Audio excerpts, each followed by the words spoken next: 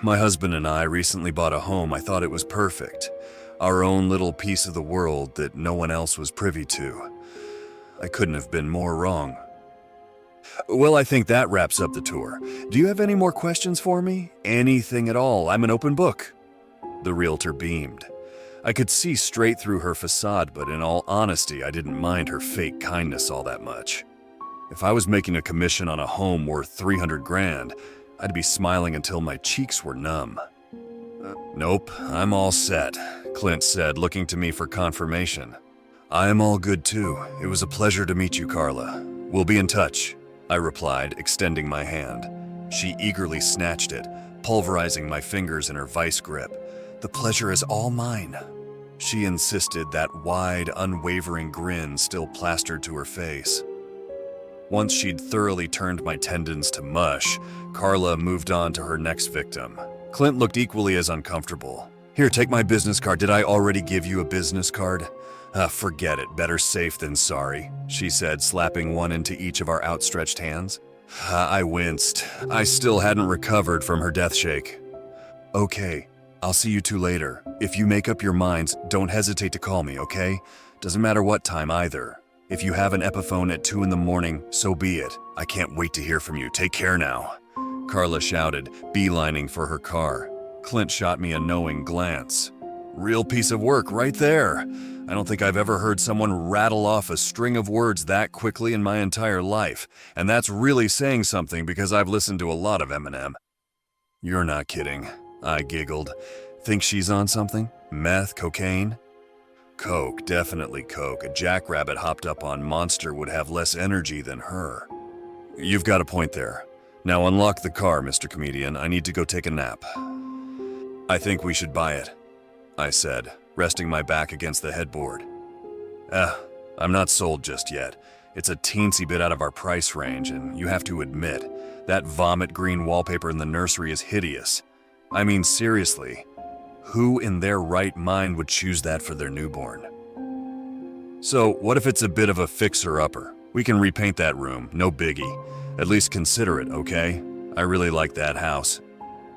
All right, I'll consider it if, Clint began, a devious grin spreading across his lips. You give me a little sugar. Give you a little sugar? I almost puked in my mouth right there. What are you, 60? But whatever. If it helps my case, I'll do it, I said, planting a kiss on his cheek. Long story short, I got what I wanted. I won't bore you with the details, but we closed on the house relatively quickly, and once we had all our ducks in a row, we prepared to move in. I should have been more careful about what I wished for. Where'd the nose candy queen say she was going to meet us again?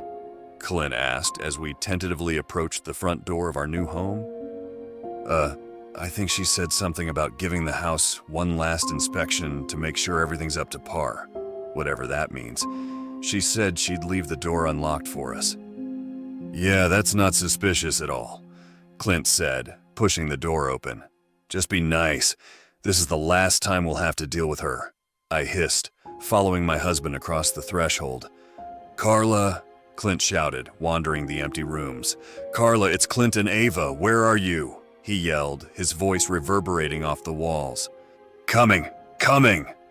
A muffled voice responded, catching me off guard. Suddenly, Carla burst through a door in the kitchen. She looked winded. Her usual, meticulously straightened brown hair was disheveled, and a streak of paint ran down her thin white pencil skirt. If I hadn't known any better, I would have thought she'd just lost a wrestling match with an octopus. Carla, are you okay? Why were you down in the basement? Clint asked, his brow quirked. I'm fine, really. Just dandy. I was, making sure the paint's dry. We had to have the basement redone last minute. Would you believe that I was careless enough to leave the door unlocked after the last tour? Well, as luck would have it, a pack of scoundrels waltzed right in, and what did they do? They wrote nasty curses on the walls in the basement. If I find them, It's okay, I interjected. New paint job, got it. We'll make sure to stay out of there for a little bit. Do you have the keys? Oh, yes, the keys. Right here, she said, dropping them into my outstretched palm with a small clink. The copies of your documents are on the counter and everything else will be sent to you by mail or electronically. Now, if you'll excuse me, I really must be going. Congratulations, you two. Thanks, Clint muttered as the front door slammed shut behind her. Welp, that was weird. It seemed like she was up to something. Want to check the basement? I said, my eyes lighting up like the 4th of July. Ava, we can check it later. I don't want to get high from paint fumes if she actually wasn't bullshitting. Even if she was, you and I both know what she was probably doing down there. She's got a serious problem. Booger sugar this early in the morning. Some people. Yeah, some people. By the time we were done unpacking for the day, I was exhausted enough to fall asleep standing up. Moving is not easy, let me tell you. Needless to say, Carla in the basement had completely slipped my mind. I wish I had gone down there sooner. The next morning, my curiosity got the better of me. My eyes kept wandering to the door, and eventually I just couldn't help myself. Don't you think it's weird? Clint asked, taking a sip from his coffee mug. Don't I think what's weird? I blubbered through a mouthful of toast. The basement, Carla, the black paint. I tried to use the move as an excuse to keep my mind off it, but I just can't, he admitted, putting down his newspaper. A smile inched across my lips. So you can't get it off your mind either. Are you thinking what I'm thinking? He sighed, standing from his seat. Yeah, let's get this over with. Come on. Yay, mystery time, I said, bouncing to the basement door. Yeah, woohoo, Clint muttered, pulling the doorknob and flicking on the light.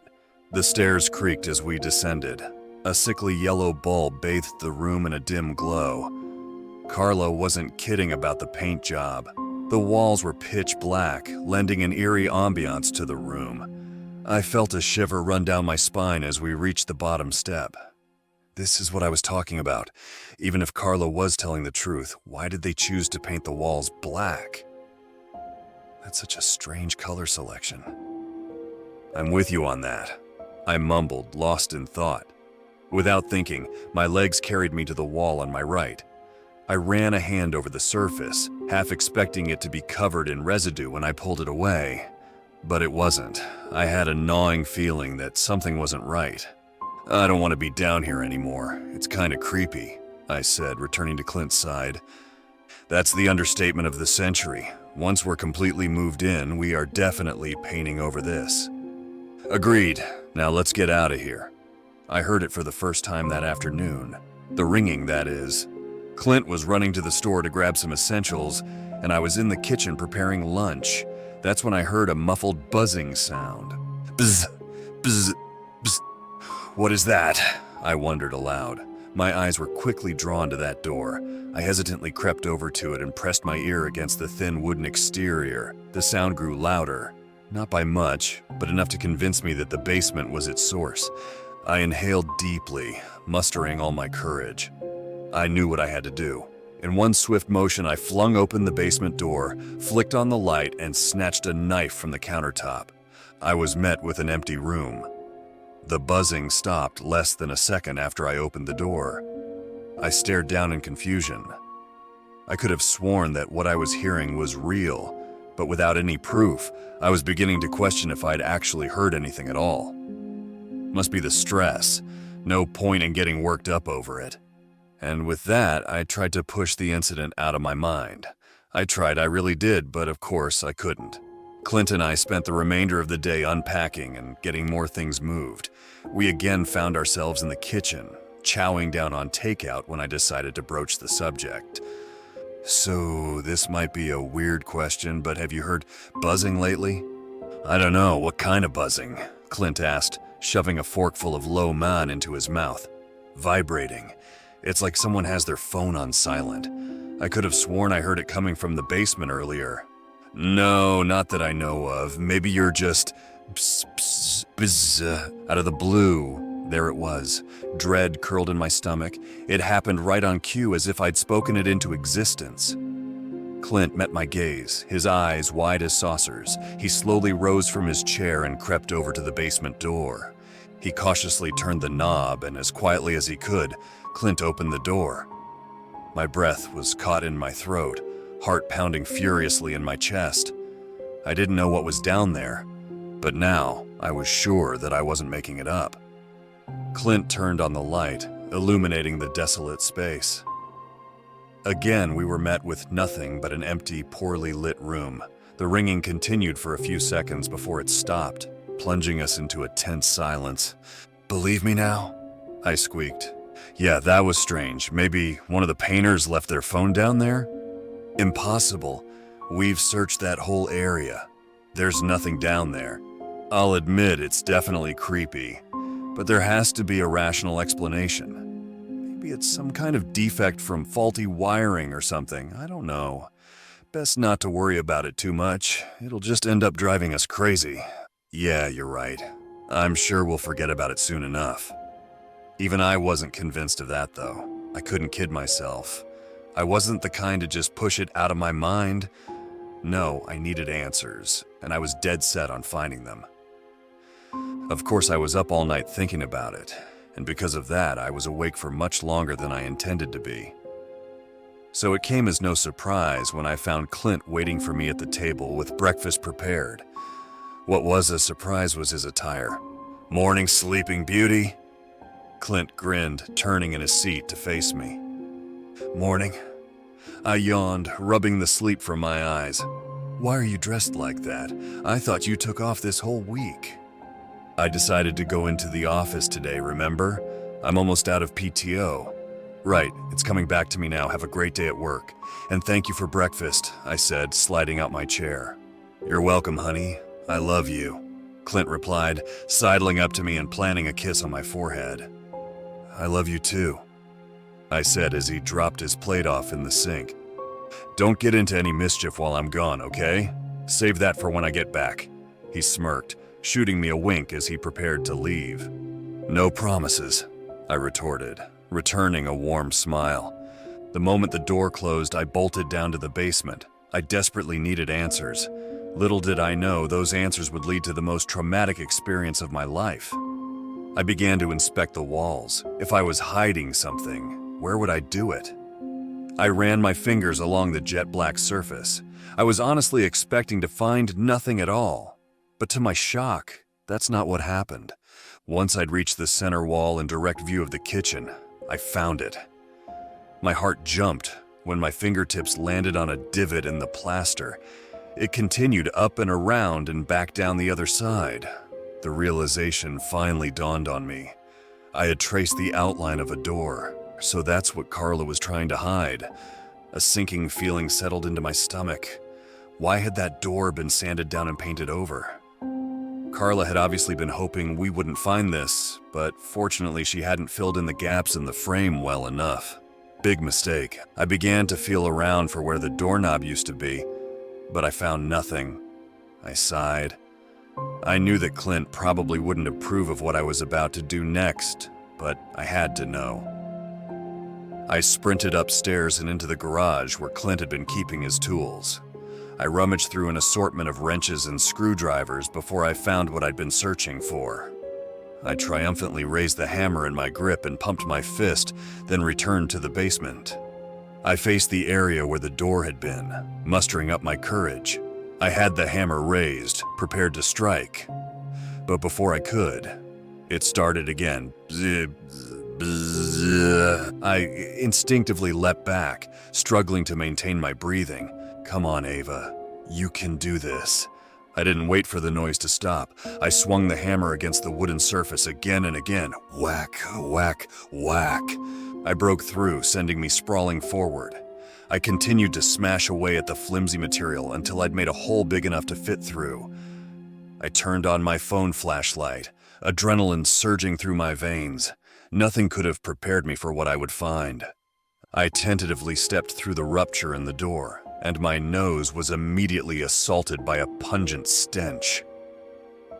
I fumbled for a light switch, finding one on the wall beside me. Once the room was fully lit, I released a deafening shriek.